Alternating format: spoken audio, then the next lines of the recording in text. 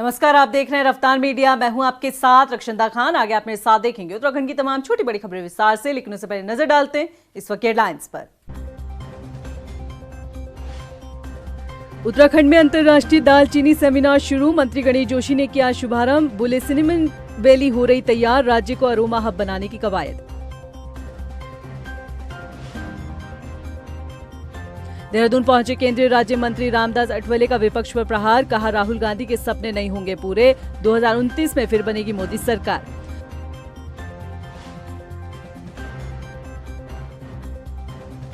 UPCL के MD को लेकर फिर खड़ा हुआ विवाद, नियमों के बदलाव पर उठा सवाल, आरटीआई एक्टिविस्ट अनिल चंद बलूनी ने की जांच की मांग।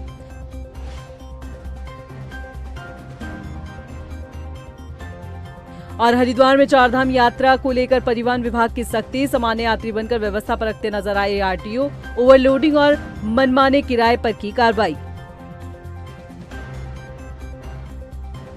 हेडलाइंस के बाद बुलेटिन में खबरें विस्तार से। राजधानी देहरादून के सिलाकोई स्थित परफ्यूमरी एवं सघन अनुसंधान संस्थान में दालचीनी विषयक 2 दिवसीय अंतर्राष्ट्रीय सेमिनार का शुभारंभ कैबिनेट मंत्री गणेश जोशी ने किया। साथ ही मंत्री ने कार्यशाला की स्मारिका का भी विमोचन किया। इस मौके पर कैबिनेट मंत्री गणेश जोशी ने कहा कि राज्य में सघन खेती को बढ़ावा देने के लिए महक क्रांति नीति 2026 लागू की गई है और इसके तहत 23,000 हेक्टेयर क्षेत्र में सघन खेती कर 51,000 किसानों को लाभान्वित करने का लक्ष्य रखा गया है। मंत्री गणेश जोशी ने बताया है कि चंपावत और नैनीताल में लगभग 5,200 हेक्टेयर क्षेत्र में सिनेमन वैली विकसित की जा रही है, जिससे किसानों और उद्यमों के लिए नए अवसर सृजित होंगे।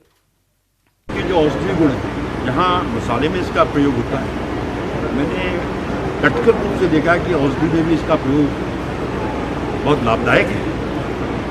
अभी चंपावत नैनीताल से हमने इसकी शुरुआत की और मैंने अभी अपने सेक्रेटरी साहब से कहा कि हमारे जो बंजर खेत हैं, जहाँ पर खेती नहीं हो रही, क्योंकि इसमें पानी भी कम लगता है, इसमें मेहनत भी कम लगती है, इसको जानवर भी नुकसान नहीं पहुँचाता है, तो आने वाले समय में निश्चित ही हमारे विभाग इसके लिए युद्धस्तर पर कार्रवाई करेगा और 91,000 किसानों को इससे जोड़ने का लक्ष्य हमने रखा है। गुरुवार को राजधानी देहरादून पहुंचे केंद्रीय राज्य मंत्री रामदास अठवले ने बीजापुर गेस्ट हाउस में विपक्ष को आड़े हाथ लिया। उन्होंने पीएम मोदी के 12 साल के कार्यकाल की तारीफ करते हुए कहा कि आने वाले 25 सालों तक नरेंद्र मोदी देश के प्रधानमंत्री बने रहेंगे। वहीं इस दौरान अठवले ने राहुल गांधी पर कटाक्ष किया। उन्होंने कांग्रेस पर तंज कसते हुए कहा कि नेता प्रतिपक्ष के रूप में राहुल गांधी अच्छा काम कर रहे हैं, लेकिन जो वो सपना देख रहे हैं वो सच होने वाला नहीं है, क्योंकि 29 के लोकसभा चुनाव में एक बार फिर से मोदी सरकार देश में बनने जा रही है। माननीय प्रधानमंत्री नरेंद्र मोदी जी ने अपने प्रधानमंत्री पद के 12 साल पूरे किए हैं और उन्होंने 3,499 दिन पर वो प्रधानमंत्री पद पर रहे हैं। तो पंडित जवाहरलाल नेहरू जी भी मतलब 3 बार प्रधानमंत्री रहे थे, लेकिन उससे भी ज्यादा कार्यकाल इनको मिला है। इसीलिए हमारे एनडीए के तमाम हमारे नेताओं ने, जो जहाँ जहाँ बीजेपी के एनडीए के मुख्यमंत्री हैं, उन्होंने कल मतलब वहाँ दिल्ली में उनका तो स्वागत किया है और उन्होंने 12 सालों में देश को नंबर 4 पर इकोनॉमी में लाया है और अनेक लोगों को गरीबी रेखा के ऊपर निकाला है और मतलब अपने देश इकोनॉमी मेड इन इंडिया को बहुत बड़ा महत्व दिया है। इसी तरह मतलब बहुत अच्छा काम ये 12 सालों में हुआ है। सोशल मीडिया पर मंत्री सुबोध उनियाल और यूकेडी नेता प्रमिला रावत की नोकझोंक का वीडियो अब भी वायरल है। हालांकि अब इस मामले में यूकेडी नेता प्रमिला रावत की प्रतिक्रिया सामने आई है। प्रमिला रावत का कहना है कि उन्होंने मंत्री सुबोध उनियाल को बूथ पे जाने से रोकने की कोशिश की थी, लेकिन मंत्री जी फिर भी नहीं माने। प्रमिला रावत ने बताया है कि मामले में आरओ से शिकायत कर कानूनी कार्यवाही की मांग की गई है। मैं उनके पीछे पीछे चले गई। आपने देखा होगा वीडियो में, मैंने कहा भाई साहब आप बिल्कुल बूथ से बाहर निकले। मैं उनको बिल्कुल बूथ से बाहर लेके बाहर खदेड़ा हमने उनको, वहाँ से उनकी गाड़ी वहाँ से निकलवाई हम लोगों ने। और हमारा मानना ये है कि सीधे सीधे लोकतंत्र की हत्या है। और नरेंद्र नगर की अगर मैं बात करूँ, वहाँ पे प्रत्येक व्यक्ति को डरा और धमका रखा उन्होंने। कोई भी अपनी आवाज़ बुलंद करने के लिए तैयार नहीं है। लेकिन मैं तमाम जनमानस का, आप सभी पत्रकार बंधु का बहुत बहुत धन्यवाद, आभार व्यक्त करती हूँ कि आपने ये आवाज़ पूरे देश में पहुँचाई। और इस तरह से अगर दोबारा कभी होगा तो हम उसका मुँह काला करेंगे। और हमने वहाँ पे आरओ साहब है जो सचिन कुमार जी, उनको हमने कॉपी दी है, शिकायत करी है उनकी कि आप देखिए इसमें इस नॉर्म्स में ये आते हैं कि नहीं आते, नहीं तो इनके ऊपर कानून कार्रवाई की जाए। हरिद्वार की रानीपुर विधानसभा क्षेत्र में कांग्रेस कार्यकर्ताओं ने बीजेपी विधायक आदेश चौहान के कार्यालय का घेराव किया, जहां शिवालिक नगर चौक से प्रदर्शन करते हुए कांग्रेस नेता विधायक के कार्यालय पहुंचे। इस दौरान कांग्रेस नेताओं ने शहर की सफाई व्यवस्था और विकास कार्यों को लेकर विधायक से जवाबदेही मांगी। कांग्रेस नेताओं ने कहा है कि क्षेत्र में गंदगी फैली हुई है, लेकिन इसकी सुध तक नहीं ली जा रही है और विकास के नाम पर सिर्फ आश्वासन दिया जा रहा है। विधायक जी ने जो झूठ का भ्रम फैलाया है कि भाई 70 की 70 विधानसभाओं में यदि सबसे ज्यादा कार्य हुआ तो मेरी विधानसभा में है, उसकी पोल खोलने के लिए जो है यूथ कांग्रेस के साथी जो है यहाँ पर इकट्ठा हुए हैं। और हम विधायक जी से बता देना चाहते हैं कि इस प्रकार का जो भ्रम आपने जो है रानीपुर की विधानसभा की जनता के जो दिमाग में बैठाने का काम कर रहे हैं।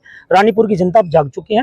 कांग्रेस पार्टी के नेता एक्टिव होकर के क्षेत्र की जनता के बीच में जाकर के हर व्यक्ति को ये बताने का प्रयास कर रहे हैं कि जो भारतीय जनता पार्टी के विधायक आदेश चौहान जी, वो केवल और केवल झूठ की बुनियाद पर जो है राजनीति कर रहे हैं। झूठ की बुनियाद पर ही वो तीसरी बार विधायक बने हैं। नरेंद्रनगर के नवगठित 7 वार्डों में हुए नगर पालिका परिषद के चुनाव के नतीजे भी आ गए हैं। बता दें कि यहां सभासद के चुनाव में भाजपा के 4 और कांग्रेस के 3 प्रत्याशियों ने बाजी मारी है। जीत का परिणाम मिलने के बाद बता दें कि प्रमाण पत्र लेकर कांग्रेस और बीजेपी के विजयी प्रत्याशियों ने बाजार के मुख्य मार्गों पर विजय जुलूस निकाला और मतदाताओं का आभार व्यक्त किया। तो मैं पूरे जितने भी नगर वासियों का, जितने भी मातृशक्तियाँ हैं, भाई हैं, छोटे भाई हैं, सबका मैं बहुत बहुत धन्यवाद देना चाहता हूँ। और मैं जो मेरे वार्ड के जितने भी मेरे सम्मानित मेरी माताएं हैं, बहनें हैं और जो भी मेरे बड़े भाई हैं, उन सबको मैं यही आश्वासन देना चाहता हूँ, जो विकास कार्य इससे पहले हमारे वार्ड में हुए हैं वो निरंतर आगे बढ़ते जाएंगे और उसी शैली से हम काम करते जाएंगे। ये आश्वासन मैं अपने वार्ड के जितने भी हमारे सम्मानित, जितने भी हमारे मेंबर हैं, मैं सबको इनका बहुत बहुत धन्यवाद देना चाहता हूँ। बहुत बहुत धन्यवाद दूंगा कि आपने जो है जो यहाँ पर एक डर का, भय का माहौल बनाया गया था, एक नैरेटिव सेट कर दिया गया था कि हमारे जो अध्यक्ष प्रत्याशी उनका षड्यंत्र के तहत, साजिश के तहत जो है उनका नामांकन रद्द करवाकर पूरे शहर में एक प्रचार कराया गया कि अध्यक्ष हमारा जीत गया है, आप सभासद को भी जो है भारतीय जनता पार्टी का जितवाइए। लेकिन यहाँ की जनता ने डर और उस भय के माहौल के विपरीत परिस्थितियों में जो है हमारे 3 सभासदों को जो है अपना प्रतिनिधि चुना है। उत्तराखंड पावर कॉर्पोरेशन लिमिटेड यानी कि यूपीसीएल, जिसके एमडी पद को लेकर एक बार फिर से विवाद खड़ा हो गया है। आरटीआई एक्टिविस्ट अनिल चंद बलूनी ने आरोप लगाया है कि विभागीय नियमों में बदलाव कर करीबी अधिकारी को फायदा पहुंचाने की कोशिश की गई है। बलूनी ने इस पूरे मामले में सुप्रीम कोर्ट और हाई कोर्ट के आदेशों का हवाला करते हुए निष्पक्ष जांच कर कार्रवाई की मांग की है। ये रिपोर्ट देखिए। यूपीसीएल के एमडी को लेकर फिर खड़ा हुआ विवाद, नियमों के बदलाव पर उठा सवाल, आरटीआई एक्टिविस्ट ने की जांच की मांग। आरटीआई एक्टिविस्ट अनिल चंद बलूनी ने उत्तराखंड पावर कॉर्पोरेशन लिमिटेड यानी कि यूपीसीएल के एमडी पद पर नियमों को लेकर हुए बदलाव पर सवाल उठा दिया है। आरटीआई एक्टिविस्ट ने आरोप लगाया है कि विभागीय नियमों में बदलाव कर करीबी अधिकारी को फायदा पहुंचाने की कोशिश की गई है। आरटीआई एक्टिविस्ट अनिल चंद बलूनी ने पूर्व में पिटकुल से जुड़े एक मामले में नैनीताल हाई कोर्ट में जनहित याचिका दायर की। याचिका में बताया कि संबंधित अधिकारी प्रकाश चंद ध्यानी पद के लिए योग्य नहीं है। कोर्ट में याचिकाकर्ता ने यूपीसीएल एमडी प्रकाश चंद ध्यानी की तकनीकी योग्यता, सेवा अभिलेखों में कथित अनियमितता, नियम विरुद्ध सेवा विस्तार और यूपीएससीबी के आदेशों की कथित कूट रचना पर सवाल उठाया, जिस पर फरवरी 2026 में फैसला सुनाया गया। अनिल चंद बलूनी के मुताबिक फैसले में अधिकारी को निर्धारित तकनीकी मानकों के अनुरूप नहीं माना गया। इसके बाद मामला सुप्रीम कोर्ट पहुंचा और यहां भी कोर्ट ने याचिकाकर्ताओं को ये स्वतंत्रता दी कि वे नियमों के विरुद्ध सेवा विस्तार और पदोन्नति से जुड़े अन्य बिंदुओं को लेकर हाई कोर्ट की खंडपीठ के समक्ष याचिका दायर करें। लेकिन बलूनी का कहना है कि सरकार ने प्रकाश चंद ध्यानी को पद पर बनाए रखने के लिए नियमों में ही संशोधन कर दिया। बलूनी ने दावा किया है कि पहले जहां तकनीकी पदों के लिए बीटेक योग्यता अनिवार्य थी, वहीं संशोधित नियमों में इस शर्त को खत्म किया गया है। ऐसे में वो इस पूरे मामले में निष्पक्ष जांच की मांग करते हैं। जिस समय पे ये कोर्ट का डिसीजन आया था कि ये एमडी नहीं बन सकते नॉन टेक्निकल होने की वजह से, तो इनको हटा दिया गया था। उसके बाद में क्या किया, नई भर्ती प्रक्रिया शुरू की गई और नई भर्ती प्रक्रिया जो है नियमावली के हिसाब से होती है। पुरानी नियमावली में आवेदन की जो उम्र थी वो 58 वर्ष थी और जो टेक्निकल क्वालिफिकेशन थी वो बीटेक होनी चाहिए थी।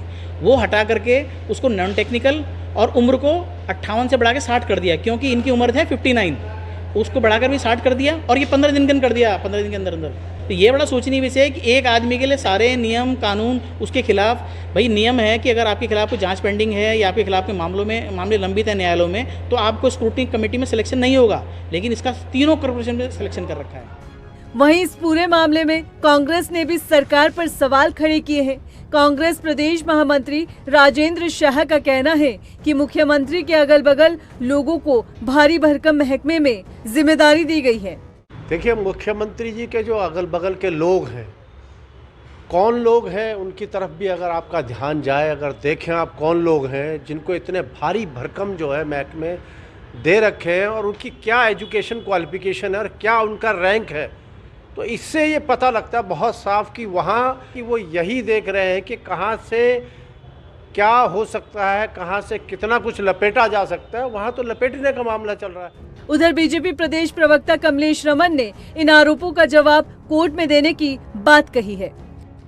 अदालत का बिल्कुल सम्मान करते हैं, अदालत के फैसले के साथ हैं, लेकिन अगर कोई भी इस तरह की नियुक्ति हुई है और अदालत ने उसमें कोई बात कही है और जवाब मांगा है, तो जाहिर सी बात है कि सरकार इसका जवाब देगी। और क्योंकि सरकार हर चीज को देकर और बहुत सारी जानकारियां लेने के बाद ही इस तरह की नियुक्तियां देने का काम करती है, तो जाहिर सी बात है कि जो अब जुलाई में दोबारा कोर्ट में जब जवाब दिया जाएगा तो वहीं पर सरकार जो है स्पष्ट करेगी। आरटीआई एक्टिविस्ट अनिल चंद बलूनी के लगाए गए इन आरोपों पर संबंधित अधिकारी या विभाग की ओर से कोई आधिकारिक प्रतिक्रिया सामने नहीं आई है।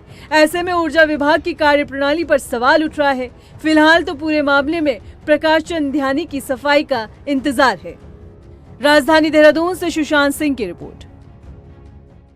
चारधाम और आगामी कांवड़ यात्रा को देखते हुए हरिद्वार में परिवहन विभाग ने सख्ती बढ़ा दी है। जिलाधिकारी मयूर दीक्षित के निर्देश पर एआरटीओ निखिल शर्मा ने सामान्य यात्री बनकर शहर के कई मार्गों पर जांच की है। जांच के दौरान कई रिक्शा चालक यात्रियों से मनमाना किराया वसूलते हुए पाए गए। इसके साथ ही ओवरलोडिंग की भी शिकायत देखने को मिली, जिस पर कार्रवाई करते हुए परिवहन विभाग ने 3 ई रिक्शा सीज किए हैं। इसके अलावा एआरटीओ निखिल शर्मा कहा है कि श्रद्धालु की सुविधा, सुरक्षा और सुगम आवागमन सर्वोच्च प्राथमिकता है।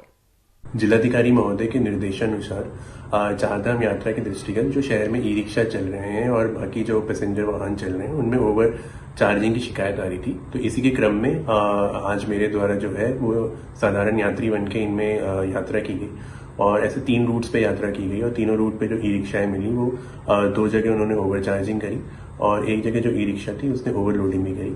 तो इस क्रम में इन तीनों जो ई रिक्शाओं को है वो सीज कर दिया गया है और इसमें आगे भी जो हम हैं सारे जितने यहाँ पे हमारे परिवहन अधिकारी हैं उनका रोस्टर बना के इस तरह से औचक निरीक्षण करते रहेंगे। मसूरी के कूड़ा डंपिंग जोन में भीषण आग लगने से इलाके में हड़कंप मच गया। सूचना मिलने पर फायर सर्विस की टीम मौके पर पहुंची और लगभग 6 घंटे की कड़ी मशक्कत के बाद आग पर काबू पाया गया। नगर पालिका अध्यक्ष मीरत सकलानी ने आशंका जताई है कि कुछ शरारती तत्वों ने आग लगाई है। उन्होंने बताया है कि डंपिंग जोन में रिसाइकलिंग के लिए छाटा गया कूड़ा रखा गया था, जिससे कंपनी को भारी नुकसान हुआ है। बहुत ही दुर्भाग्यपूर्ण घटना थी कि आज रात को हमारे सेंटर के करीब जो एक स्टोर बनाया गया था जिसमें वो रिसाइकिल वाला कूड़ा रखा हुआ था, वो उसमें आग लग गई, अचानक आग लग गई। लेकिन शुक्र है ऊपर वाले का कि उसके आसपास कोई बस्ती नहीं थी, जिसकी वजह से किसी भी तरीके की जनहानि को नुकसान नहीं हुआ है। दूसरा एक चीज़ मैं और क्लियर आप लोगों के माध्यम से करना चाहूँगी, क्योंकि मैं सुबह से जो न्यूज़ के माध्यम से सूचनाएं आ रही है कि वहाँ पे लो वेस्ट जो कंपनी है वो उस MRF सेंटर को देखती है। दूसरा जो कूड़ा जला है वो रिसाइकिल वाला कूड़ा था, जिसको कंपनी को बेचना था तो उससे कंपनी को बहुत नुकसान हुआ है। टिहरी में एक युवक को बस इस बात की सजा मिली है कि वो दलित था और उसने एक लड़की से प्यार किया था। एक फोन आते ही केतन अपनी प्रेमिका के पास पहुंच गया, लेकिन उसके बाद जो केतन के साथ हुआ उसने हैवानियत की सारी हदों को पार कर दिया। ये रिपोर्ट देखिए। प्यार के बदले मौत, हैवानियत की सारी हदें पार, प्रेमिका का परिवार केतन का गुनहगार। 21वीं सदी में भी अंतरजातीय प्रेम नहीं स्वीकार, प्यार ऐसा जो मौत की वजह बन गया। केतन ने कभी सोचा भी नहीं होगा कि जिस लड़की से वो प्यार करता है उसके परिवार वाले प्यार के बदले उसे मौत दे देंगे। केतन के साथ जो हुआ उसने हैवानियत की सारी हदें पार कर दी। पहले लाठी डंडों से मारपीट की गई और जब इतने से भी मन नहीं भरा तो नाखून उखाड़ दिए और पैर में कीले तक ठोक दी गई। दर्द में तड़पता केतन मदद की गुहार लगाता रहा, लेकिन उन हैवानों को फिर भी रहम नहीं आया। घायल केतन को जब परिवार अस्पताल ले जा रहा था तो तड़पता हुआ केतन कहता रहा कि पानी दे दो, मैं मर जाऊंगा। घायल केतन ने अधमरी हालत में परिवार को आप बीती बताई कि कैसे बेल्ट और लाठी डंडों से उसके साथ बेरहमी की गई। बाप ने मुझे बहुत गंदा मारा है, बहुत ज्यादा गंदा। सिर फोड़ रखा है। एक लड़का मेरे साथ दूसरे भी था, उसका सिर फोड़ दिया डंडे से। अच्छा, मैं दोनों हाथ भी तोड़ रखे हैं इनके। क्या लगा तेरे को? साजिश तो नहीं थी ये कुछ? ये साजिश थी उनकी। मुझे बहुत गंदा मारे मुझे। इसके दादा ने भयंकर बेल्ट और लट्टी से दांत कोड़ते हैं, उससे भी डंडे से दांत कोड़ता है, इतना मोटा डंडा। उससे भी मारा तुझे? उसका दादा बाप ने। दादा भी था? हाँ, दादा। अच्छा। बेबस परिवार न्याय की गुहार लगा रहा है। घर का मुखिया हाथ जोड़कर मदद मांग रहा है। बहन खून के बदले खून का इंतकाम मांग रही है। ये वो परिवार है जिसने दिल में गहरा दर्द लिए बेटे का अंतिम संस्कार किया। इस परिवार का बेटा आज इस दुनिया में बस इस वजह से नहीं है क्योंकि उसने एक लड़की से प्यार किया जो दूसरी जाति की थी। सजा बस इस बात की मिली कि केतन दलित था और उसने अपने ऊपर कही जाने वाली जाति की लड़की से प्यार किया। केतन के 2 गुनहगारों को तो पुलिस ने जेल भेज दिया है, लेकिन अन्य आरोपियों की तलाश अब भी जारी है। देखिए, लमगांव थाना क्षेत्र में ये जो हत्या की घटना हुई थी, इसमें मृतक के जो पिता हैं उनके द्वारा तहरीर दी गई थी और पुलिस के द्वारा इसमें तत्काल कार्रवाई करते हुए अभियोग पंजीकरण किया गया और उसके बाद जो विवेचना है वो क्षेत्राधिकारी स्तर के अधिकारी को दी गई और मामले की संवेदनशीलता को देखते हुए तत्काल फोरेंसिक टीम को जो है लगाया गया। जो मौके से साक्ष्य मिले, लोगों के बयान लिए गए, उसके बाद जो मुख्य 2 अभियुक्त थे उनकी गिरफ्तारी की गई। जो अभियुक्त यशवीर और विद्यादत्त थे उनको कल कोर्ट में पेश किया गया और वहां से उन्हें न्यायिक अभिरक्षा में भेज दिया गया है। आज भी जो हमारी रेंज की फोरेंसिक यूनिट है वो घटनास्थल गई है और वहां से और भी जो अन्य साक्ष्य है उसे कलेक्ट किया जा रहा है। पूरी विवेचना जो है वो वैज्ञानिक साक्ष्य और जो लोगों के बयान हैं उसके आधार पर जो भी तथ्य आएंगे उसके अनुरूप पुलिस द्वारा कार्रवाई की जा रही है। 21वीं सदी में भी जातिवाद की मानसिकता क्या इतनी हावी है कि इंसानियत भूलकर इस तरह दरिंदगी को अंजाम दिया गया? आखिर ये समाज किस ओर आगे बढ़ रहा है? क्या आज के दौर में भी प्यार करना गुनाह है? क्या इंसानियत से ऊपर जातिवाद है? टिहरी में जो हुआ वो कई सवाल खड़े करता है। सवाल है उस सोच पर जो आज भी जातिवाद जैसे रूढ़ी मानसिकता में जी रही है। सवाल है उस प्यार पर जिसे सबसे खूबसूरत एहसास कहा जाता है, लेकिन आज भी प्यार करने पर मौत की सजा मिल जाती है और हर धर्म कर्म से ऊपर जाति आ जाती है। टिहरी से पंकज भट्ट के साथ न्यूज डेस्क रफ्तार मीडिया। सहसपुर से रिश्तों को शर्मसार कर देने वाला खौफनाक मामला सामने आया है। यहाँ पति ने मामूली विवाद में अपनी 8 महीने की गर्भवती पत्नी को इस कदर पीटा कि उसके गर्भ में पल रहा अजन्मा बच्चा दुनिया में आने से पहले ही मर गया। पीड़िता महिला का आरोप है कि सोशल मीडिया और इंस्टाग्राम इस्तेमाल करने पर पति ने विवाद किया था। घटना वाले दिन भी दोनों के बीच में वाद विवाद हुआ था और गुस्साए पति ने लकड़ी के फट्टे से पत्नी को इस कदर पीटा कि उसको काफी चोटें आई है। बता दें कि पीड़िता की तहरीर पर पुलिस ने आरोपी को गिरफ्तार कर जांच शुरू कर दी है। रुड़की के कलियर शरीफ से 7 महीने के मासूम के अपहरण मामले में पुलिस को कामयाबी हाथ लगी है। महज 96 घंटे के अंदर पुलिस ने बच्चे को सकुशल बरामद कर लिया है। साथ ही बच्चे को अगवा करने वाले शातिर दंपति को भी गिरफ्तार किया है। बता दें कि परिवार बिहार के सीतामढ़ी से बच्चे के इलाज के लिए कलियर शरीफ आया था। इसी दौरान दंपति ने परिवार से दोस्ती की और फिर मौका मिलते ही 7 महीने के मासूम को लेकर फरार हो गए, जिन्हें अब पुलिस ने पकड़कर सलाखों के पीछे डाल दिया है। देखिए 7 जून की शाम को एक सूचना थाना कलियर को मिली थी कि जिसमें एक परिवार जो सीतामढ़ी बिहार से यहाँ कलियर शरीफ जी में अपनी अर्जी लगाने आया था, ट्रीटमेंट के लिए आया था, उनका 7 माह का बच्चा चोरी हो गया। एक बहुत सीरियस और संवेदनशील मामला था। थाने से 3 टीमें बनाई गई, 3-4 टीमें। परिजनों से पूछताछ की गई तो उन्होंने बताया कि उनके पास पिछले 2-3 दिनों से एक महिला और उसका पति आता था जो उनसे घुलने मिलने का प्रयास कर रहा था, और इस घटना के बाद वो दोनों वहां से नहीं दिखे थे। पूरी रात दिन की मेहनत करने के बाद हमारी टीम ने आज सुबह रेलवे स्टेशन लक्सर से उस बच्चे को उन दोनों अभियुक्तों के साथ सकुशल बरामद किया है। यदि आप ये अंधविश्वास पर यकीन करते हैं तो होशियार हो जाइए, क्योंकि भक्ति पर अंधविश्वास कितना भारी पड़ सकता है इसका अंदाजा इस रिपोर्ट से लगाया जा सकता है। राजधानी देहरादून के सेलाकुई क्षेत्र में महिला ने तंत्र मंत्र और टोना टोटके के नाम पर 65 तोला सोना गंवा दिया। मामले का खुलासा तब हुआ जब तांत्रिक के बताए 62 दिन बाद संदूक को खोला गया। लाल पोटली से सोना गायब था, जो निकला वो था चावल और नारियल। महिला को ठगी का आभास हुआ तो पुलिस का सहारा लिया। ये रिपोर्ट देखिए।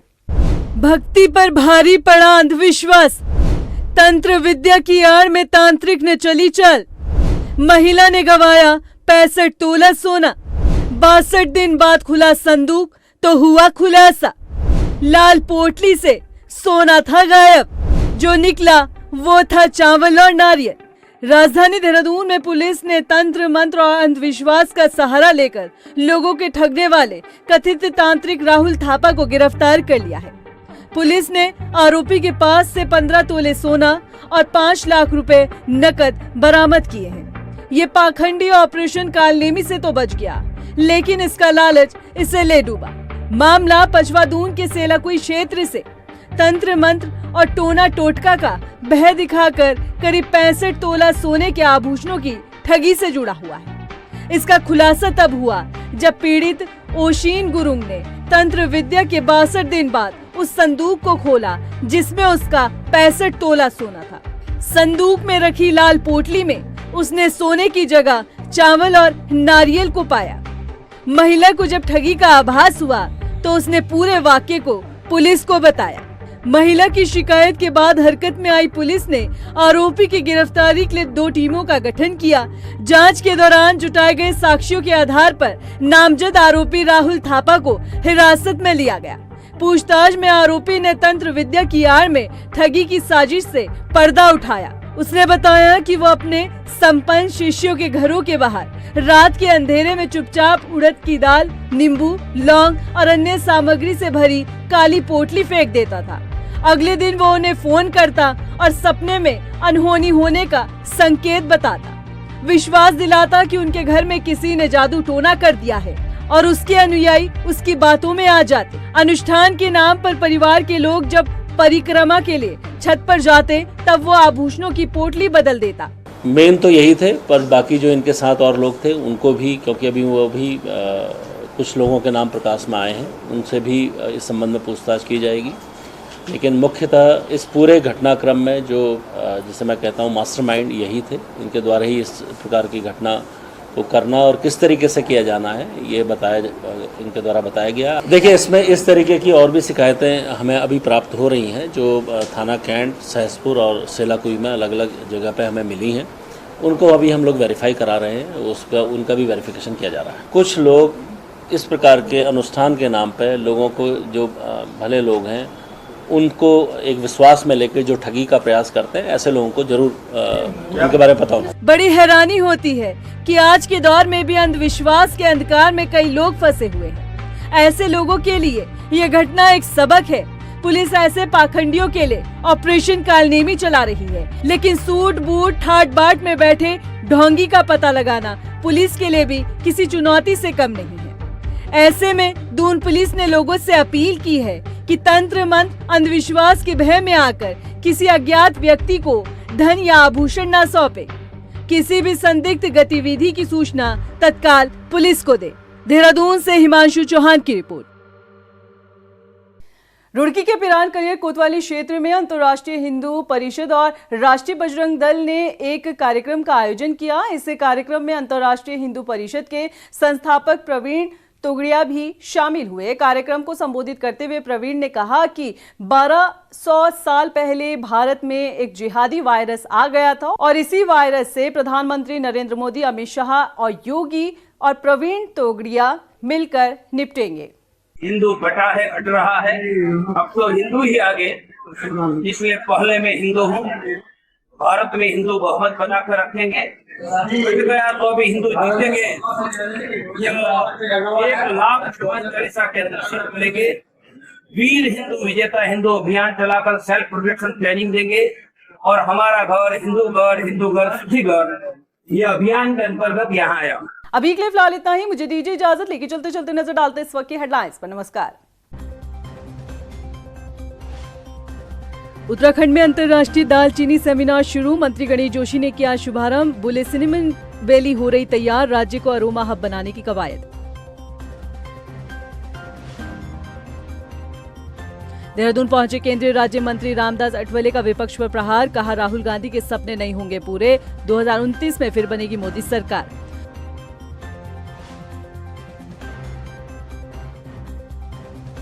यूपीसीएल के एमडी को लेकर फिर खड़ा हुआ विवाद, नियमों के बदलाव पर उठा सवाल, आरटीआई एक्टिविस्ट अनिल चंद बलूनी ने की जांच की मांग।